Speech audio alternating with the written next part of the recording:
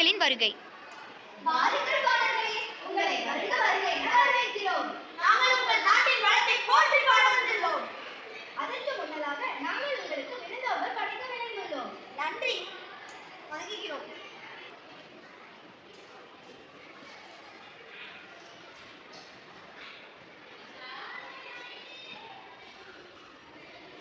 உணவை உண்ணுங்கள்.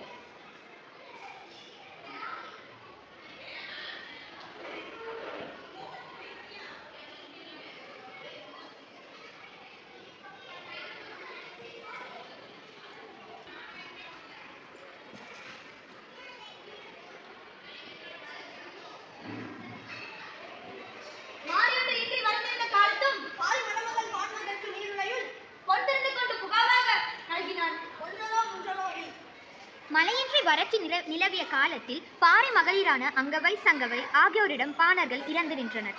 பாறை மகளிர் உலைநீரில் பொன் இட்டு அவர்களுக்கு தந்தனர். அதனால் பொருள் ஏதும் இல்லாத வீடு எதுவும் இல்லை என்பதை நாம் அறியலாம். நன்றி.